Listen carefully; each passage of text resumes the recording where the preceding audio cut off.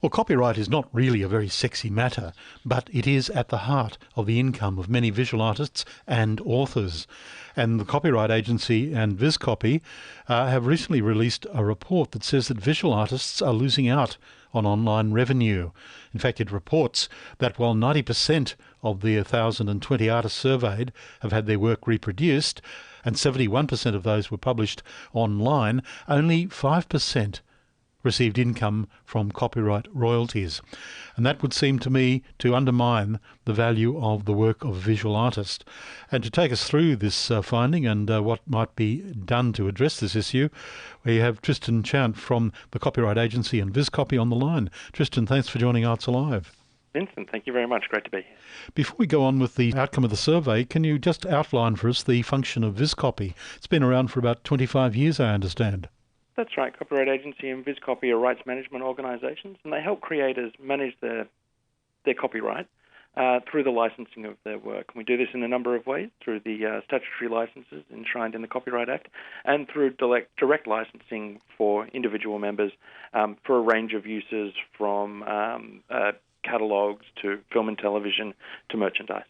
So that when an illustration done by a visual artist appears online or published in a newspaper, for example, they receive a small but perhaps kind of useful returns from that work. Absolutely. I mean, by no means is copyright the main or the primary source of income for visual artists, but across the board, artists have told us that it is always a useful and welcome income stream.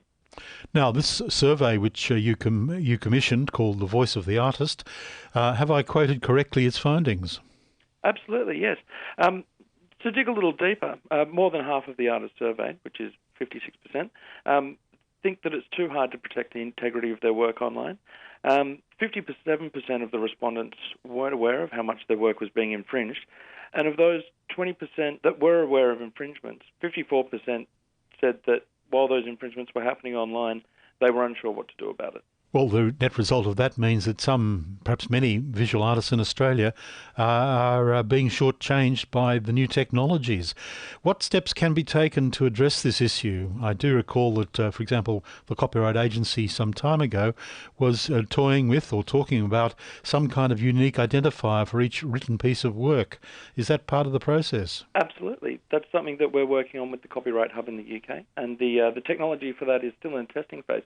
But essentially what that technology will allow is for creators or their representatives, like collecting societies, to be able to use plugins to attach licensing information to images that will follow the image online and provide a one-click licensing solution. So this is like a tag which the computer can read and return a list of materials used, the names of artists, and perhaps the amount of money payable. That's absolutely right, Vincent. Importantly as well, it'll allow those users, those consumers, to understand particularly how the artist or the creator wants the work to be treated. So whether or not they want a licensing fee for it, whether they're happy for it to be licensed for free, and importantly, and one of the things that was overwhelming through the responses in the survey was that the correct attribution, because without the correct attribution, there really is no value for the artist in the use of their work. How much money are we talking about here? What's the republication rights of an illustration, a sketch by, for example, a cartoonist working for The Age, worth if it's republished on a website? Look, I mean, that really comes down to sort of the type of use, how large it is, whether or not it's been cropped. It can be, anywhere between sort of, $50 to a few $1,000s, depending on its usage. Now, the internet has become a site of profits for some of the large companies, but much of the material on the internet is accessible for nothing. You may have to pay to get past the firewalls on the News Limited publications and things like that, but there is much on the internet which is coming up, which is published for nothing. And presumably they are some of the consumers of the work of visual artists who hope to get paid for their work. How does that work in the economy in the larger economy of the internet, where so much is provided free, and in fact the internet has grown up with this philosophy of everything is free?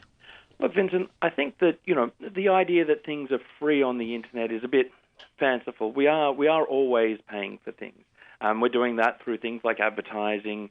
We're paying to get through those firewalls.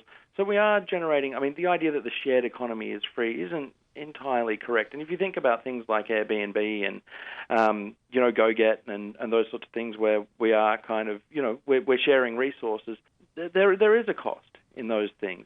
And I believe that it should be the same when we're sharing information, when we're sharing visual works. Well, if there is to be a tag attached to every visual work, and presumably that would similarly apply to written work, which is the purview of the Copyright Agency Limited, would not it require things like legislation in every country to make it illegal, for example, to remove the tags?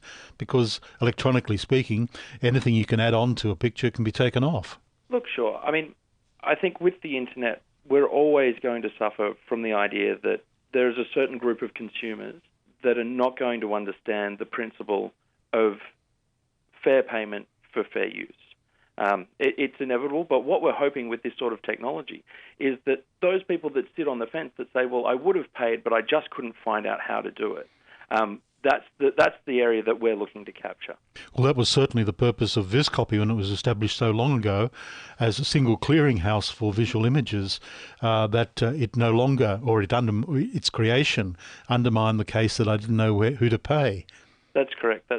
And of course, we feel that we're doing a very good job for our members, but like any collecting society, it's a member's choice to join. So while we serve our members, there are other artists out there who, for their various reasons, will want to license themselves or be attached to another agent or representative. And we see the technology coming out of the Copyright Hub as a solution for them as well. Well, you've mentioned fair use, and in the present copyright climate in Australia and coming up to the next election, the questions of copyright and fair use in the Copyright Act are under some pressure. I understand that the Trans-Pacific Partnership Agreement, in principle entered into by Australia, commits the government to introduce fair use provisions for copyright, and this has raised some issues and concerns throughout the community, not just in the visual arts, but in print as well. Look, absolutely.